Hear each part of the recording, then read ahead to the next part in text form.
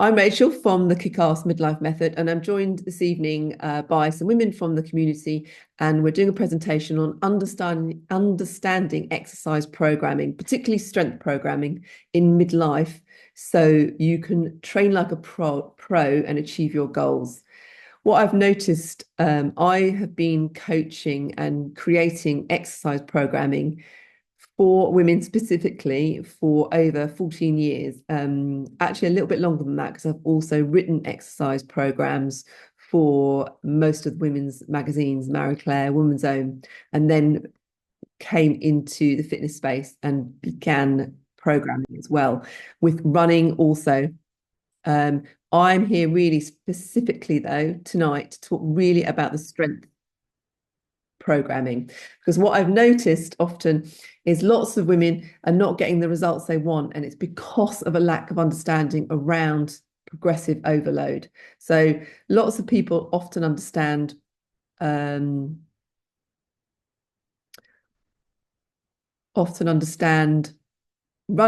if they're a runner, but not the strength programming.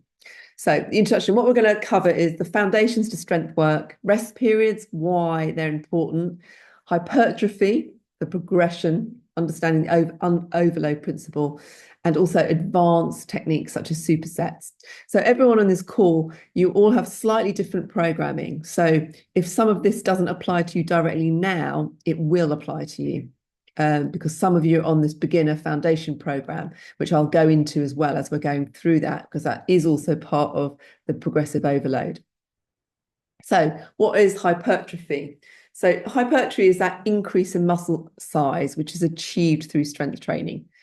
So the benefits of that are obviously, you improve your strength, boosts your metabolism, increases bone density, and supports joint health. So it's really important that you work to hypertrophy and that you're progressively overloading the muscle. Why this is particularly important for midlife women is that obviously, no matter what your age, male or female, your muscle mass declines with age unless you're replacing it. But in menopause and perimenopause, as estrogen declines, it's affected even more. The research shows that it's believed that women can lose up to 10% of muscle mass between the start of perimenopause and the end of menopause. So that day where for 12 months you've had no period, and that's menopause over, and then you're post-menopause.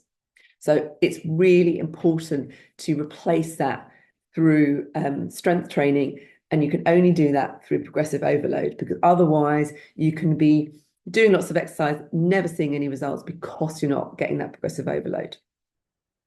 So you achieve hypertrophy through things like load and reps, intensity, and that's what we're going to go through now. So progression and change comes from that progressive overload. So the goal of progressive overload is to continually challenge the muscles, the cardiovascular system as well. So I know I've got a runner on this chat as well. So also with running, you're overloading the cardiovascular system to also improve your ability to run at speed.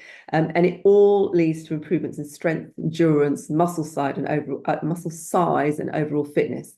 Now, if you're listening to this and thinking, oh my God, I don't want to get really big, do not worry if you're a woman. It is incredibly difficult to get really muscular, really difficult.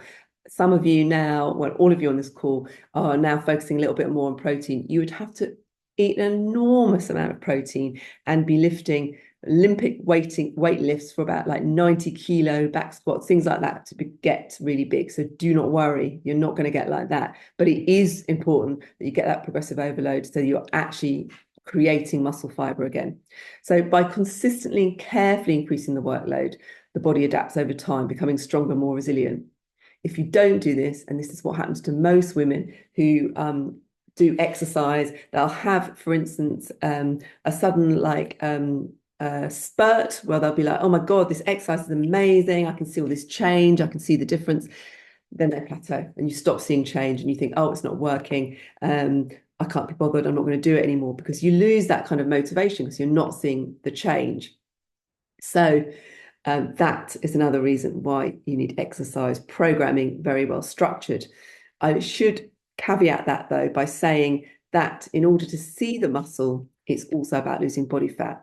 And this is sometimes where I think people get confused, particularly women. So much in the magazines, it's really easy to get confused.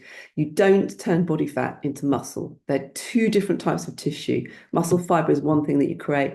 Body fat is another thing that's created, usually because you're eating too much for you to burn that energy and therefore get stored as fat.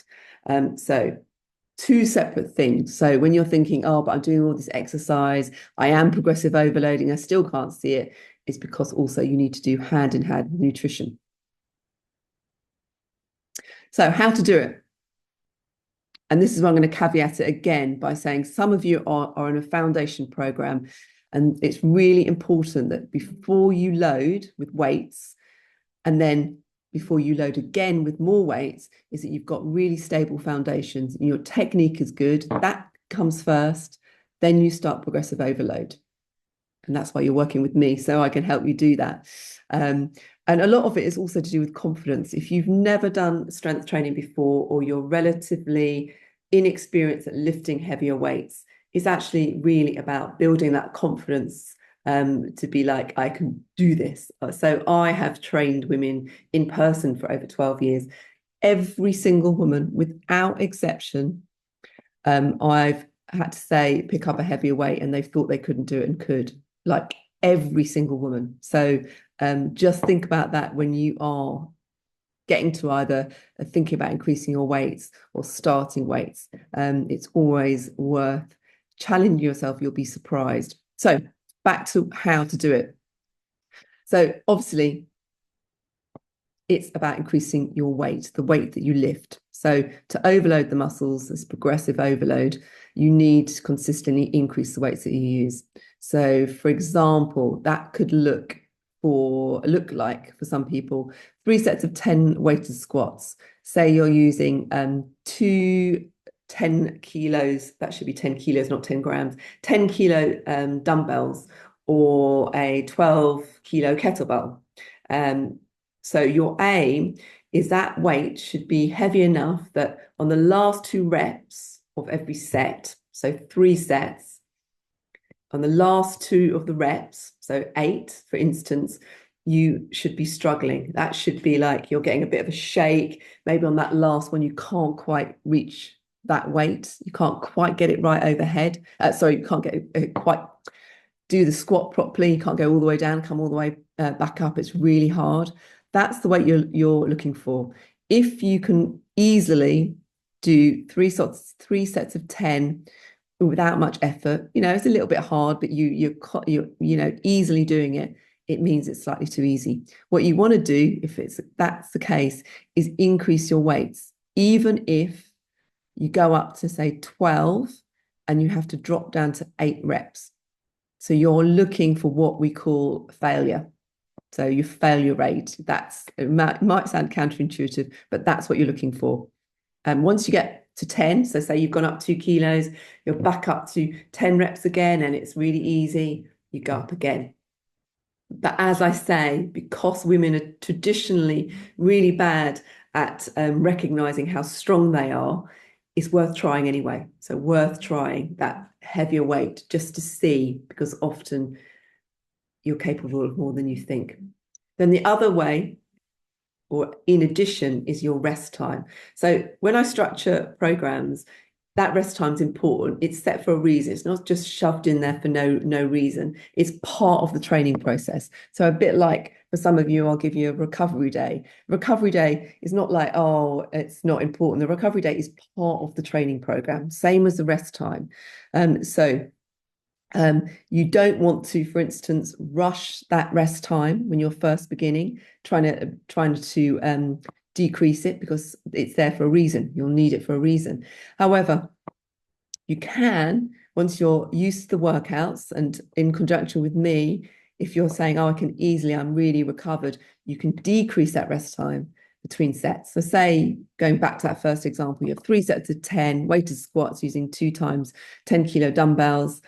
Maybe that's all you've got at home. You haven't got any other weights. So therefore, I'd be saying, okay, say you had 45 seconds rest between. Let's cut that right down to 20 seconds. And that's another way of overloading the muscles.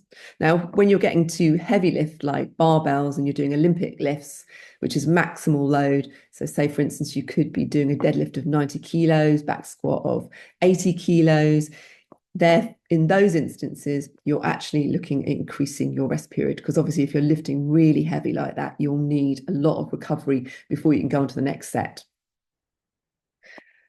Okay, and then the other way of progressive overload is complexity of movement. So making a movement more complex challenges your body in a different way to progress your fitness.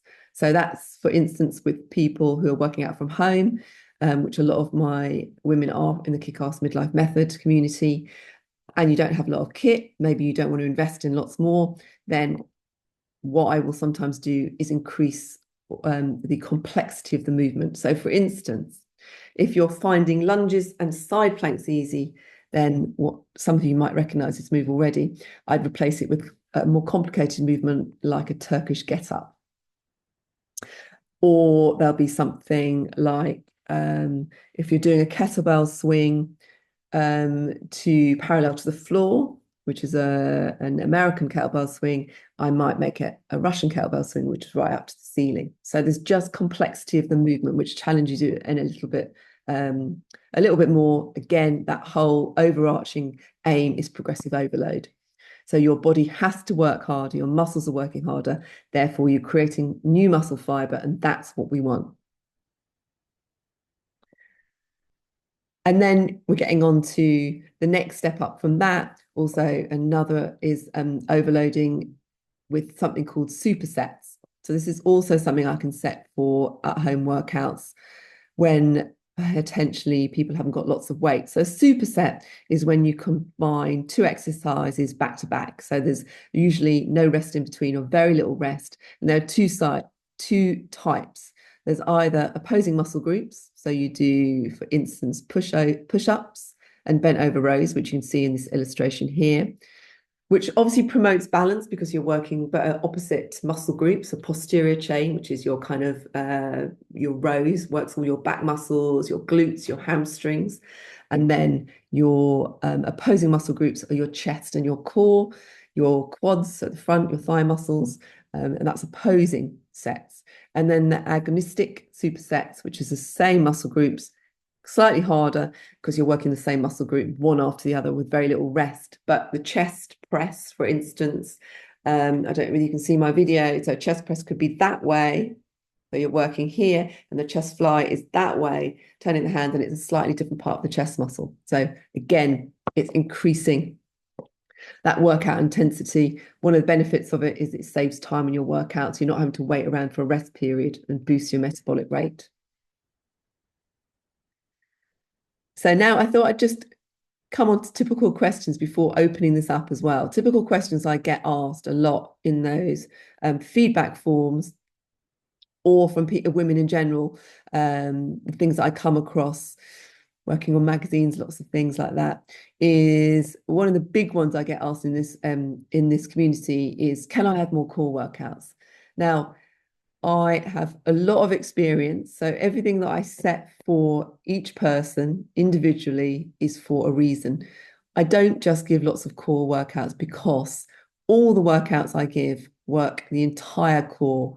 And what you're wanting to get to is, obviously we're all short of time, so you want these short workouts with the most effect. So compound workouts, which are workouts that include the whole body, really work the core. So for instance, a kettlebell swing works the core enormously.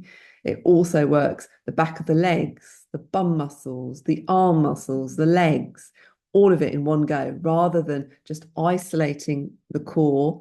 And another reason is obviously people are asking for that because they think by doing core exercises, they're going to lose belly fat. It doesn't work like that. You're wanting compound exercises which work all the muscles, therefore you're boosting your metabolic rate, the rate at which you burn energy. And also the other thing, you obviously need to work on the belly fat through your nutrition. So core workouts just by themselves will undermine your progression because all you're working is a small muscle group rather than all of your muscle groups, which is more metabolic for you. And then obviously, I'm sure lots of you listening to this have had this in the past where you just get bored of doing strength work. Therefore, your consistency completely goes because you just, you go for it a little bit and then you're like, oh, I'm really bored. I'm just not going to stay consistent. Now, the reason why that's happening, and the other reason is people think that you're only going to get results if you sweat and you're out of breath. The reason why that's not happening is that you're not tracking your weights and also you're potentially not lifting heavy enough. So the fact is, if you're lifting weights correctly, you will get out of breath and you will sweat. So have a little think about that. And then the way you don't get bored with strength workouts is you track everything. So lots of you listening onto this podcast right now are listening live, sorry, are doing a challenge at the moment where you are getting points for PBs. So the only way you'll get your PB is if you track your workout. So you need to track your weights because the only way you are going to know whether to increase your weights is if you know where you start from. Now, that's also the key, I think, to feeling empowered and not getting bored from your workouts. Because every week you're like, oh my God, I started like 4 weeks ago only being able to do body weight squats. I'm now doing, and then I went to 8 kilos. Now I'm on 16 kilos. That's incredibly empowering and that gives you a buzz. There's nothing better than a sense of achievement and feeling like you're progressing to make you consistent with your workouts and get a buzz from it. So think about that. You've got to track everything. And I'm not sure what happened there. That is not meant to be there. So there was a third one. I'm not sure what that was. And then so I'm going to just go quickly through. Go into your workout, click start now. How to track your workouts on the Kickass Method app. So I'm going to show you on let's see if this works. On this video. Let's hope it's going to not go straight to an advert. So it might keep track of your weights. Go into your workout, click start now. It'll open up the workout so you can start inputting. There's a little autofill stats. If you recorded stats from before, just toggle that on, it will pull them through. You can still overwrite them. So 10 reps, you put your weight in, you press start if you want that rest period, but you can do it on your own watch. You don't have to. Then, for instance, you'll have some workouts like kettlebell swings that won't allow you to put the weight in, go up to the top and write it as a note. Things that are right and left-sided, obviously you need to put the weights in for both the right and the left. Obviously your rest interval will be shorter on that period because you're just switching to the other side, so you don't need a bigger rest period. And then you basically save the workout. That way, when you come to do the workout for next week, you really want to try and increase your weight and you'll get a PR if you do. Okay, so I hope that played okay for you guys. You go back to the so in summary, so track your workouts, keep challenging your limits, like what you're lifting, because that helps you to become a conscious, empowered exerciser and helps you take control of your health and strength journey. So if any of you got any questions about that, it's a very short view of how to create exercise programming. So if any of you want to come on and you can ask me anything about this presentation or anything else that you've got going on at the moment. So feel free to come on. I'm going to stop the share here. You can maybe all bring your... Hi, Rachel. It's Hi, Dawn. Dawn. How are you doing? I'm doing good, thanks.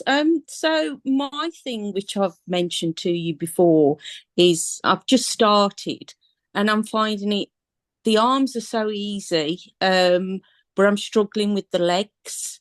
Is there anything I can be doing in between doing these exercises to try and get a bit more strength in my legs so I can get them up to speed? Because I just feel like I'm lagging behind with my legs compared to my arms. Well, that sounds like to me that you need probably the next stage on your arms and maybe a bit more legs. So I would put that in your self-reflection form because it sounded like in your last time you put that in, that your legs it was still a challenge for you to do the workout that you did. Yes, So when I actually, get to the last set. yeah. So actually, we want you to, we want you to get to the stage where you can do those, because as I was saying before, it's about your foundations. So building the foundations first to make sure that when we take you to the next level, that you can then do the next workout, and it is progressive overload so that you don't get injured by going up too quickly. But it sounds like your arm ones are too easy, so that one needs to be switched out. So I think your program actually is due to change next week or the week after, for that next structured bit, and you're going to get more. You're going to get weights then. So your next level is coming up. All right, great. Okay, all thank right. you. That's all right. Anyone else?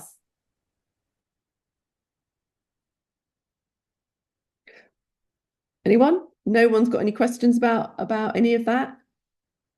Is it all clear? You've seen me, but I've just got a mouthful of dinner. Give me a sec. Okay. Anyone else? If you really don't want to come on, just write it in the group chat and I'll answer. Sorry, Rachel. That's all right. And my camera doesn't work either. That's but okay, don't worry.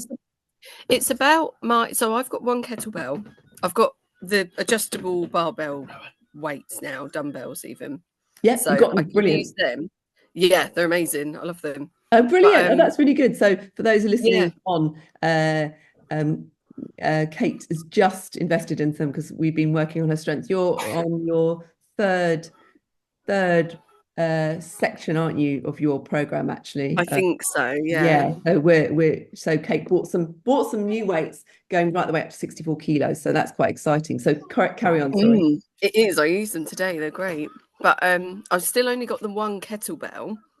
Is that all right? Because at the moment, that's, I'm fine with it. It's 12 kilograms. But is that all right if I use that in conjunction with the... Yeah, it's fine, because your program is now going to change because you've got those weights. So cool. Yeah, you'll be absolutely fine. So your program will change. I'll be working on yours again. I tend to work on all the programs on Friday. So you should get yours for starting on Monday. Okay, thank you. Yeah. Lindsay, you're not the only one that's been using too low on some weights. It's really, really common. I really don't know of many women at all who on their own realize how capable they are of lifting heavier. So it's always worth just trying, because you never know. So Mandy, you had a question which I think is relevant to everyone, because you're not the only one who's asked this. Like, what happens if we go over our protein goals? For anyone who's not listening live, protein goals are specific to the Kickass Midlife Method community, specific to each individual in there. So if you go over your protein goals, so basically it's safe if you're eating around 2 kilos of protein, per kilo of body weight, 1.2 to 2.7 actually, but definitely 2 grams per kilo of body weight. So you are fine if you're going over a little bit. So all of you in this program are not under any danger of overeating protein. So you're fine. You're only going to be going beyond that. Like, sometimes you can be eating a ton of protein if you're following a very, very heavy barbell programming. That you typically find that in people who are training for body competitions and bikini. I don't even know what they're called, but those competitions where women really, really build up for competition, and therefore they'd be eating absolutely tons of protein. But in this program, we're not doing that, and there's no danger from a health perspective, as long as you're not going over 2 grams per kilo of body weight. Anyone else? And obviously the protein, I should follow that up by saying, just to make it really clear, the reason why you're having the protein is because you're lifting the weights, which creates a microscopic tear in the muscle fibers, which is what you want. because it's the knitting together of that muscle fiber again that creates more muscle, that creates a result that you want. But the only way the muscle fiber knits back together is with protein. Otherwise, you're doing the exercise, tearing the muscle fiber, and then you're undermining all of the exercise by not giving it the nutrition, because muscle can't grow on its own without protein. We don't produce protein in the body. It has to come from food. So it comes hand in hand. So that is why I'm going on about the protein as well, just so you don't get confused about why the hell am I eating protein? Why is it important? Lindsay, did you have a question? Just quick, I think I'm kind of the opposite of Dawn. Yeah. Legs are fine. Arms are made of pipe cleaners. So I've done, last time I went to the gym, was doing squats with I think it was a 16 kilo kettle. It makes my arms hurt more than the squats are hard. Is there ways of holding the same weight or more weight with dumbbells? Because if I'm using a kettlebell like this, it's my arms that hurt. With a goblet squat, yeah. I mean, what I would probably recommend as well, if you're working out in a gym, I'd suggest you use the barbell instead. Do you know how to use a barbell? Yeah. Yeah, I mean, I've done it a bit. I haven't done it loads. Yeah. Well, you'll get that in your programming. So so I would use the barbell so that it's actually on your shoulders anyway. And then you can often squat a lot more anyway. Actually, because of the shape of the shape of the kettlebell, they are quite awkward to hold as a goblet squat. So I would tend to hold them by the handle. Yeah. Like that, or I'll turn them upside down, stick my thumbs through the handles like that and rest it against my chest so that it sits backwards onto the chest. But otherwise, dumbbells are actually slightly easier, and you hold the dumbbell like that underneath the end of the dumbbell rather than like that. And that, I find, you can actually squat a little bit more, because, as you say, it's actually the awkwardness of the arm and the hold with goblet squats rather than actually the legs. Okay. Yeah. Anything else? And actually, your arms will definitely be working on your arms, because that's a runner thing, I think. Legs are there, but the arms not. And the arms actually are really important in running, so that drive. Yeah, definitely. I even tried yesterday. I even went and did some yesterday. Okay, that's good to know about goblet squats. And the other thing also to think about when you're doing squats actually is just making sure, maybe if you turn sideways onto a mirror at home, if you've got a mirror, or at the gym, or if you've got no mirror at home, like literally set your phone up and put the camera on so you can use that as a mirror. Turn sideways on. Just check. Your aim is to try and at least get parallel with your thighs or lower, and then really drive up through the heels. Lots of women, mobility issues, either in the ankles or the calf, often means they can't get that down. What you can do is just pop two books, same height, make sure they're the same height, underneath your heels.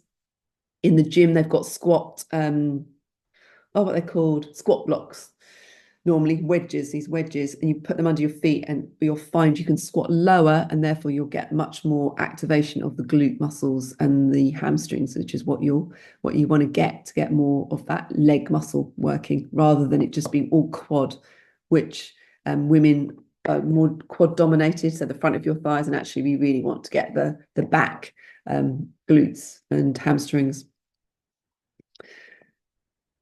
Anything else before we call that a go, Marion? One quick one. Yes. If working with my schedule, it would be better for me to swap an exercise day with a rest day. Is that okay to do? Yeah, completely. As long as you just looking at the type of workouts in your program, try not to do I very rarely, unless it's I very rarely set leg days and upper body days, because most women just need to get in and do their workouts. So you'll be fine. You won't need to. It's unlikely that you'll have a leg day followed by a leg day. So yeah, that's absolutely fine. Okay, great. It's got to work. The most important thing is consistency, that you do them. That means switch them. Yeah. Kate, is that you? Yeah. Wonderful. Yeah. Sorry if this isn't relevant to anybody else, but just quickly, I get a lot of tight hamstrings and the muscles like down the back of my legs, whether I'm exercising or not. And I just wondered if you know what that is and what's the best way to tackle that. Like, is it stretching or foam rolling, or is it sitting down too much that does that? It could be sitting down too much. Although normally if you're sitting down too much, you're shortening the front muscles. So you'd be shortening your quads rather than your hamstrings. What it could be is maybe your pelvis is anteriorly tilted, posteriorly tilted. So that could shorten your hamstrings a little bit, make them a bit tighter. And one of the ways of undoing that is obviously stretching, but mobilizing, but also working the front side a little bit more, so it brings your pelvis into balance. So it could be that, say that's your pelvis and it's tipped that way. Those leg muscles at the back are obviously going to be tighter because you're contracting that. Yeah. Sometimes you get a lot of people that are tilted that way, and they get all the front side quads get very, very tight, and it's about undoing. Yeah. So a little bit of stretching. I would get your partner or something, or do another photograph sideways on for me. Your just with your knickers on, sideways on, with your bottom half, and just let me have a look at your pelvis. Okay. Yeah, that'd be handy. Yeah, thank you. Cool. Great. Well, anything else? Got about 3 minutes. If anyone's got a little bit more time, if anyone's got any last. As I say, this will all be recorded, so you can go back and look at that link if you're not sure about how to track your workouts, because that is definitely where you'll get the PBs. And I'll be talking to Mandy and Dawn, because your programs will be going up soon. So got that to look forward to. So thanks for joining me. I hope that was useful, and hope to catch you on the next one.